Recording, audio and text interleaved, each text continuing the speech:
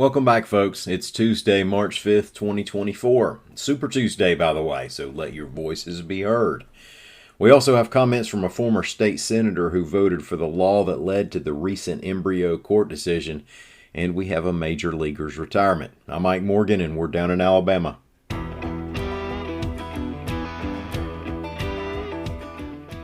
Alabama's primary election is today, and there's already been some side-eye going around, reports AL.com's Howard Koplowitz. This is the first election since Alabama's 2nd congressional district was redrawn, per court order, to favor a Democratic candidate once the general election rolls around. Some of the Montgomery County voters in that district apparently received postcards recently that identified them as living in the 7th congressional district. The Southern Poverty Law Center's Alabama office blamed the Secretary of State's office and called on Republican Secretary of State Wes Allen to own up to having made a mistake. His office, however, said the information in question is input by the counties. Now, aside from voting for presidential and other nominees, Alabama voters will be voting on one statewide constitutional amendment today, reports AL.com's Mike Cason. The amendment would remove a step the legislature has to take to pass local bills that affect only one city or county before it passes the state's budgets.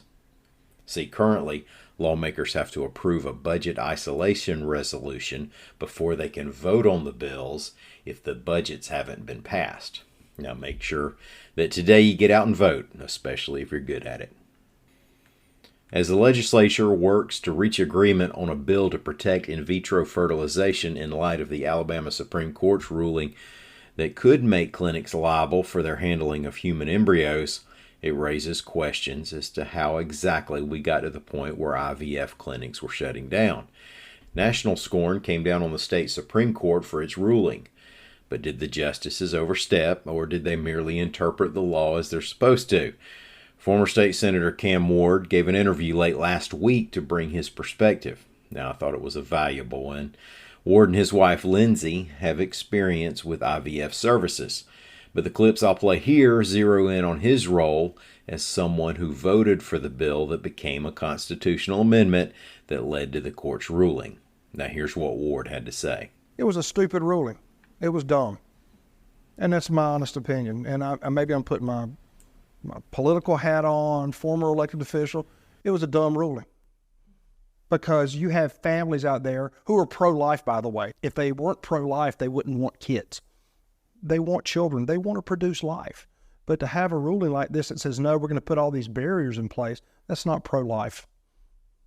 That's hurting people's opportunity to bring children into the world. The court took an interpretation that went way beyond what the 2018 law did. What was going on at the time was there was a group out there saying, we really want to overturn Roe v. Wade. If you make exceptions, then it cuts into a previous legal argument that was made in front of the Supreme Court. They realized the only way they could legally get another reversal under Roe v. Wade was they had to come with an absolute bill. I was in the Senate, voted for it. I remember a debate coming up where I said, if we don't have the 3 exceptions, in 4 or 5 years, we're going to get some ruling that's going to really give us grief. I voted for the bill in the end, and I could try to justify it every which way but lose, but I also made a political calculation. Not saying it's right. I'm saying that's what happened. I mean, everybody can call it what they want to call it. Let's be truthful here what happened. And I did. And do I regret it? I regret not having those exceptions in there that would have prevented this kind of case here from happening. A Mobile Faith Academy grad has ended a Major League Baseball career that produced 279 home runs and a Most Valuable Player award. AL.com's Mark Inabinet reports that the bringer of rain, Josh Donaldson, announced his retirement Monday. Donaldson, who's 38, was All-State in baseball and football at Faith, played at Auburn, and was selected 48th in the 2007 draft. He was the American League's MVP in 2015 when he played for the Toronto Blue Jays. He hit 41 home runs that season. Now, baseball fans in the South remember he had another big year during a one-year stint with his childhood favorite team, the Atlanta Braves, in 2019. He hit 37 home runs that year and was named Comeback Player of the Year. Thank y'all so much for listening. We will be back here again tomorrow. Until then, y'all come on by and see what we're up to on the internet at al.com.